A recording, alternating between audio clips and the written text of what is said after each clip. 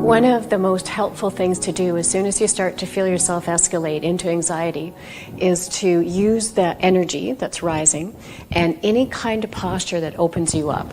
And I'll show you, these are some invigorating postures, and that's one of the best ways to start, is to start with stimulating, invigorating postures, because that will meet the rise of chaotic energy that you feel in the anxiety.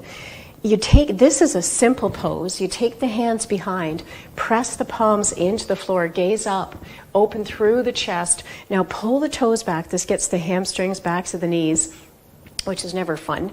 And you let the shoulders come forward. You press into the palms, breathe in, gaze up. Now you can see I'm not lifting the chin more than a diagonal, so you're not bringing the head back. And here's the difference. So here's diagonal, and then here's bringing the head back. You can hear the difference in the esophagus, and that might cause strain in the back of the neck.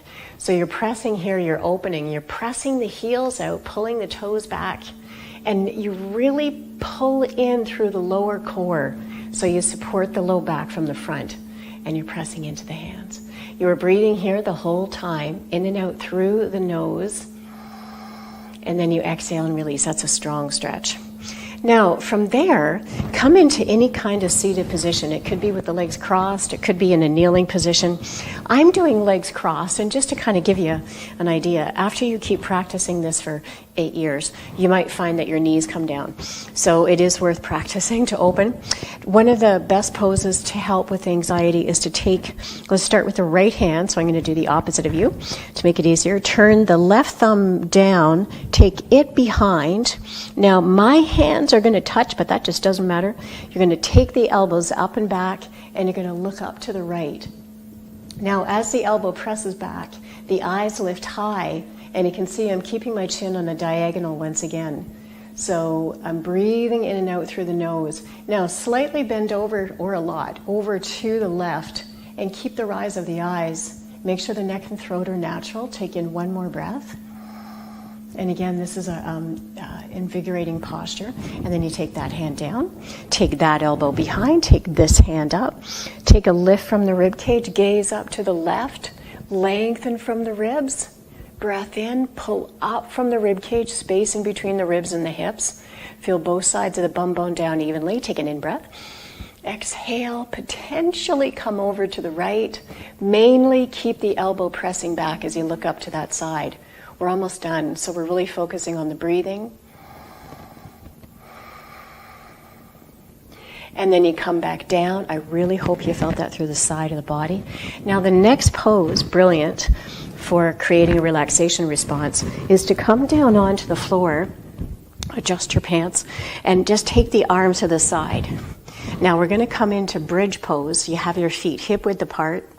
You're pressing down into the feet evenly, all four corners of the feet, and then you take an in-breath. Now peel the tailbone up off the floor and keep the shoulders resting back. Feel like you're sending the knees away, and they are apart, and you're pressing on the insides of the feet so that you'll keep the knees tracking straight out. Let me just show you what I mean. So from here, when you press into the feet, the knees do not roll in or one roll out. Make sure that the knees are directly over the heels, or directly in line with the heels, or not over them. And then that will help to keep the knees tracking up, and that'll support the ligaments, as well as give you an even lengthening through the spine, because sometimes we'll be stronger in one leg and we'll tilt to one side. We're always bilateral when it comes to strength and flexibility. And then you're going to come on back down. And then you're going to pull the knees into the chest, pull the knees wide, come on into happy baby, bring the feet up, hold on to the low legs or the feet if you have short legs, and bend the knees to the outside, let the elbows bend, be happy. You took the time to breathe and to release and feel the energy that can arise in you. And then you let the heels drop. Now take the arms out to the side and then bend both knees over to the left and press the top right knee away. You can have your gaze to the ceiling. You want to keep that top right knee pressing away so you get in through the IT band. Brilliant stretch for there. And right in through the side of the hip if you're tight there too, like me. And then you breathe in, come on back up. Come on over to the other side. Whoops, I'm too close. Bend over to that right side. You're just keeping the left shoulder dropping back. Press that top left knee away. And then breathe in, come on back up. Now one more time, draw the legs in, have the knees just a tiny bit apart. Cross the right ankle on top of the left. And then hold on to the feet, round and tuck your chin, lift the chin and the head, upper body, and pull everything in so you get a stronger stretch in through your low back. And then recross, take the left leg on top, breath in, and exhale and pull in. Now you can slowly lower, just let your upper body down, and release the heels to the floor, and completely let go. And you are done. Good. So thanks for joining me. Anytime you start to feel yourself escalate, you go into any kind of movement like that. So if you're at your desk, you can just take the arm up, that's okay, you're allowed to do that at work. Of course, you're at work at home now and during the pandemic, and you're going to take that arm up. So anything that you bring the eyes up, anything you take the shoulders back, anything you draw the ribs up, this will help to give you a fuller breath through the diaphragm, and it will also help to meet any escalation in emotion.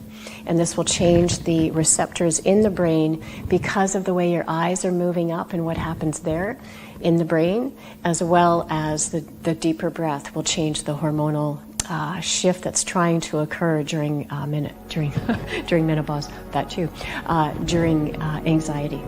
Thanks for joining me.